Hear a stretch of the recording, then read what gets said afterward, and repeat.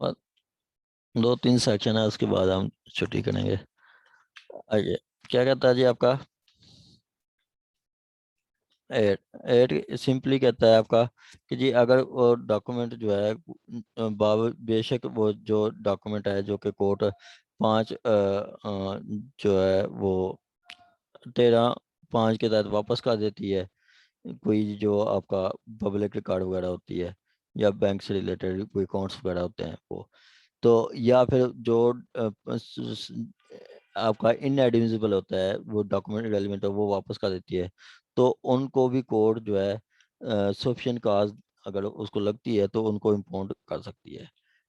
13(9) आपका ये है, हम डॉक्यूमेंट जब जमा करवाते हैं उसको फिर हम वापस भी ले सकते हैं। कहता है आपका any document any person whether party to suit or not, whether party to suit or not, कि कोई भी पर्सन देखें कि हम पीछे अगर हम पढ़ें, आगे हम पढ़ेंगे ऑर्डर 16 हम पढ़ेंगे, तो उसमें ऑर्डर 16 में क्या है? ऑर्डर 16 का रूल मेरे ख्याल है 13-14 है, इस तरह का है। उसमें आप स्ट्रेंजर पार्टी, जो स्ट्रेंज पार्टी है उसको भी कोर्ट विटनेस के लिए बुला सकती है, उसको भी कोर्ट एविडेंस के लिए बुला सकती है। तो कोई स्ट्रेंज पर्सन आता है वो आके कोर्ट में कोई डॉक्यूमेंट जमा करवाता है, पार्टी टू सूट नहीं है, चाहे वो पार्टी टू सूट है या पार्टी टू सूट नहीं है, desirous of receiving back any document produced by him, कोई डॉक्यूमेंट प्रोड्यूस करता है और वो वापस लेना चाहता है। ठीक है, जैसे जो पार्टी टू सूट है, जैसे हमने मेंटेनेंस का सूट किया, ओरिजिनल बर्थ सर्टिफिकेट या बे फॉर्म लगाया, वो हम दावा होने के बाद या डिसाइड होने के बाद वापस लेंगे। इसी तरह कोई पार्टी है, जैसे आपका एक एक्सपर्ट ओपिनियन को कहा था कि जी आप आए और अपनी ओपिनियन दे, वो आगे कोर्ट में जाकर कोई डॉक्यूमेंट जमा करवाता है, तो वो भी वापस ले डॉक्यूमेंट वापस ले सकता है। जैसे बैंक आ जाता है, बैंक पार्टी टू सूट नहीं होता, लेकिन कोई ट्रांजैक्शन होती है, बैंक को बुला लेते हैं, बैंक को कहते हैं कि जी आप अपने डॉक्यूमेंट्स दें। ठीक है, वो बैंक कोई डॉक्यूमेंट देता है तो वो बाद में कोई ओरिजिनल डॉक्यूमेंट है तो वो बैंक भी वापस ले सकता है। मतलब पार्टी टू सूट है या पार्टी टू सूट नहीं है, वो अपना डॉक्यूमेंट वापस ले सकती है। जो डॉक्यूमेंट उन्होंने खुद ने प्रोड्यूस किया, प्रोड्यूस बाय हिम, कंडीशन ये है कि उसने खुद प्रोड्यूस किया हो। In a suit and placed on the record ही अनलेस डॉक्यूमेंट इज इम्पाउंडेड, जो डॉक्यूमेंट इम्पाउंड होता है वो नहीं मिलता। जो डॉक्यूमेंट इम्पाउंड, जनरल रूल क्या है कि जो डॉक्यूमेंट आप जमा करवाएंगे वो आप ले सकते हैं, लेकिन जो इम्पाउंड हो गया है वो नहीं लेगा। Be entitled to receive back the same where, अब ये कंडीशन है कि कब नहीं ले सकेंगे, कब नहीं ले सकेंगे। Where this suit is one on appeal and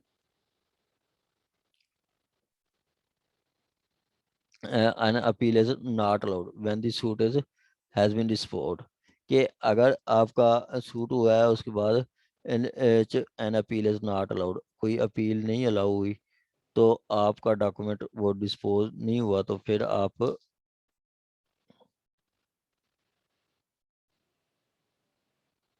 unless document is bounded to be entitled to receive back, where अगर वो डॉक्यूमेंट इम्पाउंड किया गया तो तब भी आप वापस नहीं ले सकते।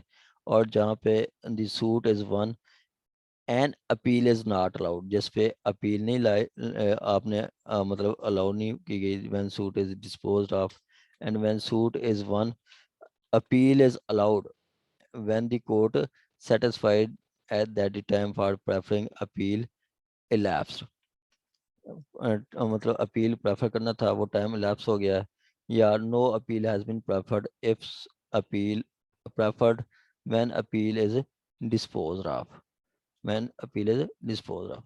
देखें कि कहता है कि जी आपने जो डॉक्यूमेंट जमा कराया वो वापस आप ले सकते हैं, ठीक है, लेकिन जो डॉक्यूमेंट इम्पाउंड हो गया है तब नहीं ले सकते। आगे कहता है कि अगर अपील चल रही है तो जब तक अपील डिसाइड नहीं होती आपका। सर मैडम मैं एक दफ़ा कर लूँ तो फिर मैं आपको क्वेश्चन लेता हूँ सर मैं। कुछ भी समझ नहीं आ रहा ये वाला सेक्शन। देखिए मैडम, आपने सिंपल इसका कड़ाक्सी ये ज़हन में रखें कि आपने एक डॉक्यूमेंट जमा करवाया कोर्ट में, ठीक है, आपने डॉक्यूमेंट जमा जी करवाया कोर्ट में, वो डॉक्यूमेंट आप वापस ले सकती हैं, ठीक है, वो डॉक्यूमेंट ठीक है। आप वापस ले सकती हैं। सिंपल है कि जैसे हम मेंटेनेंस के सूट में बच्चों के बर्थ सर्टिफिकेट देते हैं कि जी ये बच्चे हैं, वो जब केस डिसाइड हो जाता है वो आप वापस ले सकते हैं। आगे कहता है कि जी अगर वो अपील आ जाती है तो जितनी देर तक अपील डिसाइड नहीं होती उतनी देर तक नहीं लिया जाएगा। हाँ, अपील का टाइम है 30 दिन, अपील का टाइम है 30 दिन गुजर गए फिर आप ले सकते हैं, या अपील प्रेफर हो गई है जितनी देर तक अपील डिसाइड नहीं होगी नहीं ले सकते। सिंपल ये 18-13 रूल 9 ये कहता है। जी सर। जनरल रूल यही है, जनरल कंसेप्ट यही है कि जो डॉक्यूमेंट आप जो कोर्ट में जमा करवाएंगे वो आप वापस ले सकते हैं। हम सक्सेशन में डेथ सर्टिफिकेट देते हैं, एफआरसी देते हैं, फैमिली रजिस्ट्रेशन सर्टिफिकेट देते हैं, वो हम वापस ले सकते हैं। जो पार्टी जीती है वो वापस ले सकती है, दैट्स इट। आगे कहता है any person whether party to suit or not desirous of receiving any document produced by him in the suit placed in record, वो डॉक्यूमेंट ले सकती है। Shall unless document is impounded be entitled to receive same back. अब वो document वापस ले सकती है। अब वो कब लेगी वो ये बता रहा है कि when suit has been dispose of, जब सूट डिस्पोज ऑफ हो जाता है, ठीक है, और अपील उस पर नहीं बनती तब आप ले सकते हैं, ठीक है। केस डिसाइड हो गया, अपील नहीं बनती, जैसे सक्सेशन है, सक्सेशन में आपका सक्सेशन सर्टिफिकेट मिल जाता है, डिसाइड हो जाता है, उसमें अपील है ही नहीं, ठीक है, तो आपको डॉक्यूमेंट वापस मिल जाता है। ठीक हो गया। आगे कहता है when suit is one which in which appeal is allowed, जहाँ पे अपील बनती है, जैसे मेंटेनेंस का सूट है अपील बनती है, ठीक है, अपील बनती है। And when suit court satisfied at the time of preferring appeal that the time preferring appeal lapse, जब कोर्ट को लगता है जी अपील का टाइम 30 दिन था, 30 दिन गुजर गए हैं, और and no appeal prefer, appeal prefer नहीं की गई। अगर इफ अपील प्रेफर, अगर अपील प्रेफर हुई है तो appeal has been dispose of, अब अपील डिस्पोज ऑफ हो गई है, देन भी आपको डॉक्यूमेंट वापस कर सकते हैं। सर बी दोबारा बताइएगा। मैडम देखें, ए में था कि अपील नहीं बनती आपको डॉक्यूमेंट वापस कर देंगे, जी बी सर, में ये है कि डिस्पोजल अगर सर्टिफिकेट। अपील बनती है और जितनी देर तक अपील का टाइम नहीं गुजरेगा वो आपको नहीं देंगे। सपोज देखें कि आपका दावा डिग्री कब हुआ है, सूट डिक्री डिक्री हुआ है आपका 1/2015 को। अब आपका अपील टाइम कितनी है, अपील की लिमिटेशन कितनी है, अपील लिमिटेशन है आपकी 30 डेज। वो कब वो बनेगी आपकी अपील 30 डेज है, वो आपकी कब बनेगी, वो आपकी बनेगी आपका सपोज के 31/1, क्योंकि वो दिन काउंट नहीं किया जाता, 31/1 ये। अब क्या ये क्या कहता है, दो कह रहा है कि जी अगर आपका दावा डिसाइड हो गया, अपील बनती है, तो जितनी देर तक आपका अपील का टाइम इलैप्स नहीं होगा, 30 दिन टाइम है, तो जी सर। ये आपको 31 मतलब दावा डिक्री हुआ है 1/1 को, तो 31/1 तक आपको डॉक्यूमेंट वापस नहीं मिलेंगे, ठीक है, 31/1 तक डॉक्यूमेंट नहीं मिलेंगे, ठीक है। आगे कहता है अगर अपील प्रेफर की गई है, सपोज कि आपने अपील प्रेफर की है, अपील फाइल की अपील अपील प्रेफर का मतलब होता है कि लॉ की वर्डिंग में फाइल करना, ठीक है, अपील दायर की है। अब अपील दायर की है आपने सपोज के 15/1/2015, ठीक हो गया, और अपील डिसाइड होती है एंड अपील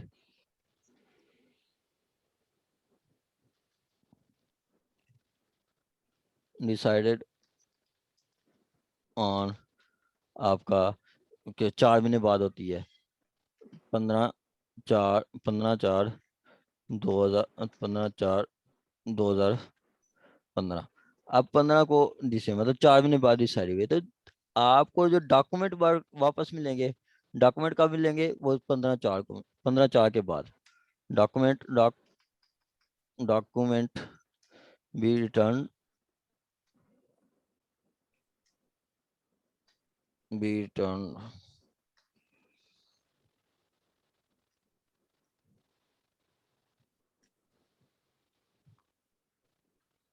आफ्टर 15।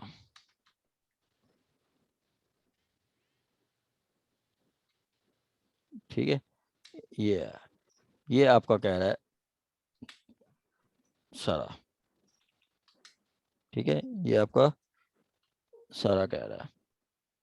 दो सिचुएशन है, पहली सिचुएशन थी कि अपील नहीं बनती। ठीक है, तो आपका जब आपका दावा डिग्री हुआ तो उसके बाद डॉक्यूमेंट कब रिटर्न होंगे, डॉक्यूमेंट रिटर्न होंगे आपको एक एक एक 4 के बाद। ठीक है, अगर अपील नहीं बनती, लाइक सक्सेशन सूट। ठीक है, लाइक आपका सक्सेशन पिटीशन। ठीक है, अगर अपील बनती है तो जितनी देर आपका अपील का टाइम नहीं गुजरता, ठीक है, जैसे 30 दिन, अगर अपील फाइल हो जाती है तो जितनी देर अपील डिसाइड नहीं हो जाती उतनी देर तक। ये तो था जनरल रूल। प्रोवाइजो क्या है, प्रोवाइजो कहता है कि जी document provided that the document may be return at any time earlier than the prescribed this rule, earlier than prescribed this rule। क्या कहता है कि ये कि पीछे हमने क्या पढ़ा कि जी जब तक दावा डिसाइड नहीं होता, पीछे देखें, जब तक दावा डिसाइड नहीं होता या जब तक अपील का टाइम नहीं गुजर जाता या अपील डिसाइड नहीं होती, आपका जो ये है दूसरा डॉक्यूमेंट नहीं मिलेंगे। अब उसका फिर प्रोवाइजो बताता है, हाँ आपको उस टाइम से पहले, जो पीछे हमने डिस्कस किया है कि दावा डिसाइड होगा या अपील डिसाइड होगा, उससे पहले भी मिल सकते हैं। कब, if person applying there for deliver to the proper officer certified copy, certified copy दे दे। ठीक है, सर्टिफाइड कॉपी दे दे to substitute for original and undertaking देगा कि जी जब जरूरत पड़ेगी मैं पेश करूंगा, जब जरूरत पड़ेगी मैं पेश करूंगा। ठीक है, जब जरूरत पड़ेगी मैं पेश करूंगा, तो वो कोर्ट वापस कर सकती है। Also that no document shall be returned by force of decree. No document shall be returned by force of decree has become wholly or void। कि अगर आपकी डिक्री जो है वो मतलब टोटली वाइड हो, इलीगल हो, नल एंड वाइड हो जाए, ठीक है, तो वहाँ पे भी आपका वो डॉक्यूमेंट वापस नहीं होंगे। ठीक है, जैसे आप 12(2) दे देते हैं, डिग्री होती है 12(2) दे देते हैं, उसमें जो आपके सपोज के आपने ओरिजिनल डॉक्यूमेंट ओरिजिनल रजिस्ट्री दी हुई है, अब वो ओरिजिनल रजिस्ट्री आपकी फोर्ज्ड है, ओरिजिनल रजिस्ट्री फोर्ज्ड है, तो कोर्ट वो आपको डॉक्यूमेंट वापस नहीं करेगी। ठीक है, जो आपका वो कहता है कि no document shall be return which by force of decree has become void, which by force of decree has become void. जैसे आपने एक आपका रजिस्ट्री चैलेंज किया है, ठीक है, लाइक आपका कैंसलेशन ऑफ का document, cancellation of, like cancellation of document में, कैंसलेशन ऑफ डॉक्यूमेंट, डॉक्यूमेंट में हम करते हैं, जैसे मैंने एक रजिस्ट्री दे दी, अब वो रजिस्ट्री जो है चैलेंज की हुई थी डिफेंडर ने, वो रजिस्ट्री अब क्या हो गया है, वो कैंसिल हो गई है, क्योंकि वो अगेंस्ट द लॉ रजिस्टर किया गया था डॉक्यूमेंट। जैसे भाइयों का शेयर अपने एक भाई ने अपने नाम करवा लिया, अब वो जो रजिस्ट्री है वो नल एंड वाइड है, कोर्ट ने उस रजिस्ट्री को भी नल एंड वाइड करा दिया है। ठीक है, तो ऐसा डॉक्यूमेंट अगर उस पार्टी ने खुद प्रोड्यूस किया भी है तो उनको वापस नहीं मिलेगा,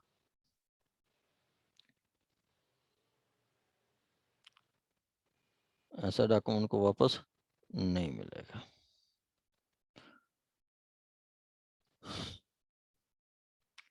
चलें जी, आगे है जी आपका on the return of document admitted in evidence are received shall be given by the person receiving it।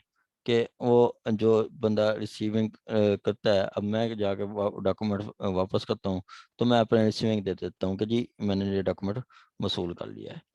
ठीक है, हम वो हमें फाइल जो है, फाइल के ऊपर मैं इधर शायद आपको मैं दिखाता हूँ आपके पास। ठीक है, अच्छा, वो हम रिसीविंग देते हैं कि जी ये हमने डॉक्यूमेंट वसूल कर लिया है, ये डॉक्यूमेंट हमने वसूल कर लिया है। वो जो बंदा देता है वो कर ले, या इसमें होगा जो पर्सन वसूल कर देता है डॉक्यूमेंट, वो आपका मतलब वसूल करता है, वो जाके साइन करता है कि जी मैंने ये डॉक्यूमेंट वसूल कर लिया है, मतलब अपने साइन कर देता है। हम मेरे पास वो डॉक्यूमेंट नहीं है, नहीं है। ठीक हो गया, आप अपने साइन करके फाइल में एक हिस्सा बना देते हैं। आगे कहता है court may send for papers for its own accord or for the from other courts. कहता है the court may its own motion, खुद मतलब suo moto or in discretion upon the application and discretion upon the application of any party to suit send for either of the its own record or for other record of any other suit or proceeding inspect the same ठीक है, कि वो code जो है खुद या किसी की एप्लीकेशन पे क्या करेगी, send for either of its own record, या दूसरी अपना रिकॉर्ड या दूसरी कोड का रिकॉर्ड वो जो है वो मंगवा सकती है, भेज सकती है, और उसको इंस्पेक्ट कर सकती है। दूसरी कोड का रिकॉर्ड भी वो इंस्पेक्ट कर सकती है। आगे कहता है every application this rule shall unless otherwise direct be supported by evidence। अब ऐसी कोई एप्लीकेशन देंगे तो आप एफिडेविट के साथ देंगे। सिंपली वो आपका ऑर्डर 9 भी है, इसमें आपका पढ़ लो कि ऑर्डर 9 है या 9A है। ठीक है, ऑर्डर 9 या ऑर्डर 9A, उसमें क्या कहता है कि वो आपका कोई भी दरख्वास्त होगी सपोर्टेड बाई एफिडेविट होगी। ठीक है, ऑर्डर मेरा ख्याल है 19 है। ठीक है, ऑर्डर 19 है, 19 के जो कोई भी दरख्वास्त होगी वो सपोर्टेड बाई एफिडेविट होगी। Showing how record it is material in implication that application can not without unreasonable delay expense obtained duly authenticated by the copy of record।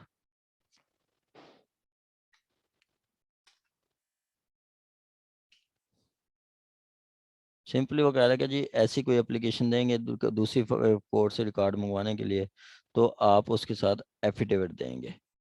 ठीक है, आप showing how record is material, कि वो record क्यों ज़रूरी है। ठीक है, यहाँ पे वो बता रहा है कि जी आप दूसरी कोर्ट का भी रिकॉर्ड मंगवा सकते हैं। ठीक है, दूसरी कोर्ट का रिकॉर्ड मंगवा सकते हैं, तो ऐसी कोई एप्लीकेशन देती है पार्टी तो वो एफिडेविट लगाएगी कि वो रिकॉर्ड जो हम मंगवा रहे हैं वो क्यों ज़रूरी है, वो क्यों ज़रूरी है। ठीक है, जैसे आपका वो जैसे हायर कोर्ट जो है एपलेट कोर्ट जो है ट्रायल कोर्ट का रिकॉर्ड मंगवा लेती है, एपलेट कोर्ट जो है ट्रायल कोर्ट का रिकॉर्ड मंगवा लेती है। तो ऐसी कोई एप्लीकेशन हम देते हैं तो वो कोर्ट सोमोटो भी मंगवा लेती है। हम भी कह सकते हैं जी आप ट्रायल कोर्ट का रिकॉर्ड मंगवा लें, तो ऐसी जो एप्लीकेशन देंगे तो उसके साथ एफिडेविट लगाएंगे और हम बताएंगे कि जी वो क्यों ज़रूरी है, कि उसमें ओरिजिनल डॉक्यूमेंट्स पड़े हैं। And that applicant cannot without unreasonable delay or expense duly authenticated uh, and expense obtain a duly authenticated copy of record of such portion thereof applicant require the production of original is necessary for the purpose of justice. ठीक है, कि आप वो कह रहे हैं कि जी applicant can not without delay or expense with obtain duly authenticated copy of record, के वो क्या है कि आप वो रिकॉर्ड की अटेस्टेड कॉपी लगाएंगे। ठीक है, अगर आपकी मतलब वो ओरिजिनल नहीं है तो आप उसकी अटेस्टेड कॉपी लगाएंगे। ठीक है, as may required that original is necessary for the original जरूरी है तो ओरिजिनल लगा लेगी, ना उसकी कॉपी लगाई जाएगी जो आप रिकॉर्ड मंगवा रहे हैं दूसरी कोर्ट से। आगे कहता है nothing in this contain nothing is contain in this rule shall be deemed to court to be use in evidence any document which under the law would inadmissible in suit, कि आपका कोई वो कहता है कि जी कोई भी डॉक्यूमेंट जो कि यूज इन एविडेंस, कोई भी कोर्ट एंड डॉक्यूमेंट जो है वो ये रूल कोर्ट को इनेबल नहीं करता, मतलब दूसरी कोर्ट से रिकॉर्ड मंगवाया और वो डॉक्यूमेंट जो कि इनएडमिसिबल है उसको रिकॉर्ड का हिस्सा नहीं बना सकते। Nothing in this rule shall be deem to enable the court, ये रूल जो है कोर्ट को पावर नहीं देता to use in evidence any document which under the law of evidence would be inadmissible in suit, कि ये law उस court को पावर नहीं देता कि जो आपका एविडेंस एडमिसिबल है, डॉक्यूमेंट इनएडमिसिबल है, उसको रिकॉर्ड का हिस्सा बनाए, उसको एविडेंस का हिस्सा बनाए। मतलब आपका एडमिसिबल डॉक्यूमेंट आपका हिस्सा बना सकते हैं वरना बाकी नहीं। आगे कहता है जी आपका 11 provision as to document applied material objects.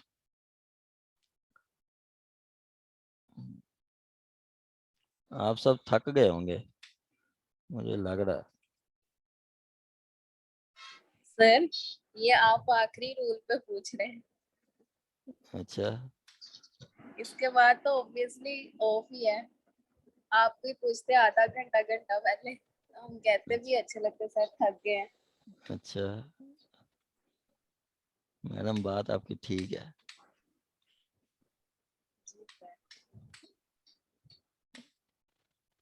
Madam ये इजी है, सीपीसी प्रोसीजर है, कोई इशू नहीं है, आप खुद भी पढ़ सकते हैं। सर मुझे सीआरपीसी पता नहीं क्यों समझ में ही नहीं आती, या मैंने उसको मुश्किल समझ लिया इसलिए मैं उसको समझना नहीं चाह रही मुश्किल समझ के। सीआरपीसी आपकी जो दोस्त है मैडम अरूज वो कहती है सीआरपीसी इजी है, सीपीसी मुश्किल है, आप कहती हैं सीपीसी की है। आप एक दूसरे के साथ पढ़ा करें। सर मुझे भी सीआरपीसी बहुत इजी लगती है और सीपीसी मुश्किल लग रही है। सर मुझे सीपीसी इजी लगती है, शायद दिन की प्रैक्टिस सीआरपीसी में हो, मेरी सीपीसी में प्रैक्टिस है, मतलब प्रोसीजर से गो थ्रू हूँ मैं। मैडम जो बंदा कोर्ट में जाता है उनको दोनों इजी लगती हैं, जो बंदा कोर्ट सर में नहीं मेरी जाता उनके लिए वे दोनों मुश्किल हैं बस। सर मेरी क्रिमिनल प्रैक्टिस नहीं है, इतनी जीरो है बिल्कुल। कहा तो है मैंने आपको, ऑफिस ढूंढ रहे। मैडम आपका ऑफिस, आपकी कंडीशन ऐसी है कि फिर चलें हम बात करते हैं इस पे। अच्छा आगे जी आपका provision as to document applied to material objects. Provision here and contain as to document shall as far as may be apply to all material objects producible in document, कि आप जो है वो उस पे ठीक है, आप जो है ऑब्जेक्ट कर सकते हैं, कोई डॉक्यूमेंट प्रोड्यूस होता है तो आप उस पे ऑब्जेक्ट कर सकते हैं, ऑब्जेक्शन कर सकते हैं, ये एडमिसिबल है नहीं है जो भी है आप उस पे ऑब्जेक्शन कर सकते हैं।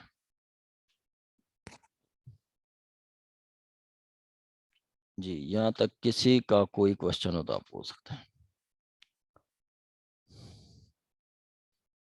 Anyone any question? सर अब किसी का क्वेश्चन होगा भी तो नहीं पूछेगा कोई। हाँ ये भी है सर मैडम, मटेरियल ऑब्जेक्ट का क्या मतलब है यहाँ पे? जो आपका बहुत ज़रूरी ऑब्जेक्शन है, जो आप कहते हैं कि नहीं ये document objection objection, objection, object, एतराज।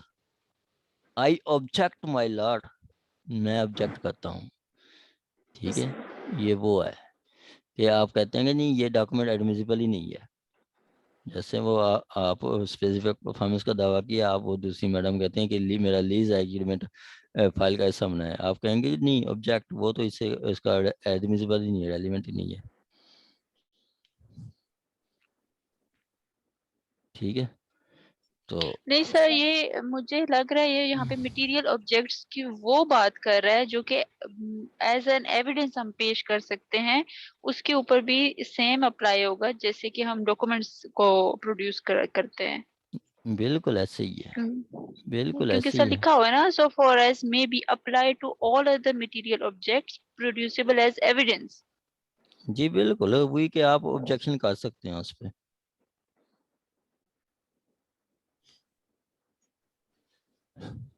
चलें जी, आज की क्लास इतनी है। सर तो नहीं सर, एक सेकेंड सर, इसका बता दे मुझे 9 का जो है, 2 9 2।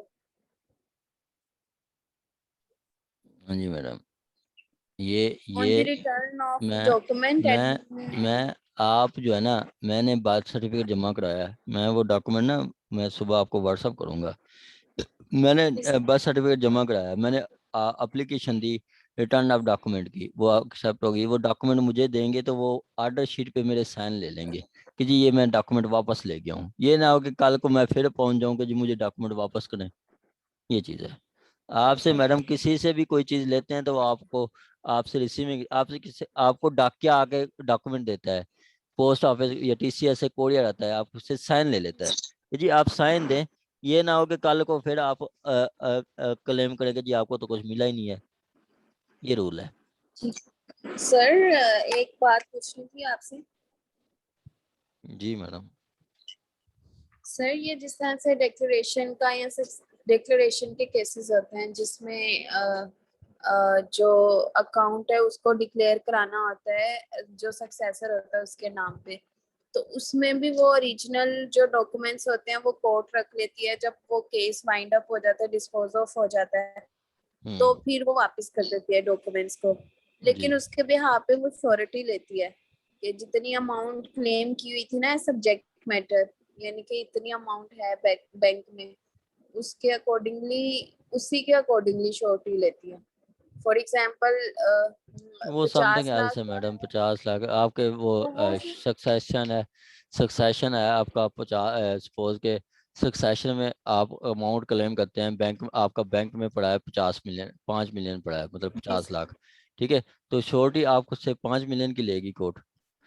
ये इसलिए श्योरिटी लेती है कि कल को कोई और क्लेमेंट आ कल को जाए। कोई हाँ जी, हाँ, और क्लेमेंट आ जाए तो हम तो किसको देंगे, वो हम छोटी सी हाँ की जो अमाउंट है इस सर वो प्रॉपर्टी को किस, अटैच करेंगे, उसको सेल करके उस हाँ क्लेमेंट को देंगे, फिर एक्चुअल उसको क्लेमेंट को रिलीफ देंगे। ग्रांट कर देंगे। हाँ जी, तो सर ये सीपीसी का कौन सा ऑर्डर लगता है? ये मैडम आपका छोटी से पूछ रही हैं। जी सर। श्योरिटी का जो बॉन्ड है वो आपका वही कंट्रैक्ट एक्ट वाला ही लगता है मैडम, कि आपका जो कंट्रैक्ट एक्ट है उसका सेक्शन 127-28 है, वो है, वो contract of guarantee, contract of guarantee 126 है, उसके में आपका फिर 128 आ जाता है कि जी liability of guarantee, liability of guarantee को एक्सटेंसिव है कि जितनी हद तक वो श्योरिटी देता है। ठीक है, जी सर ठीक हो गया। जितनी हद तक वो गारंटी देता है। ठीक है, जी सर। ठीक है, ये आपका है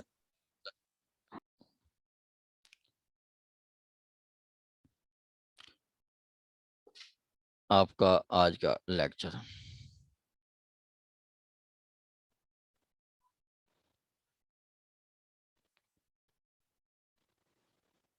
चलें, यहाँ तक किसी का कोई क्वेश्चन है तो आप पूछ सकते हैं, वरना आज का लेक्चर कंप्लीट है।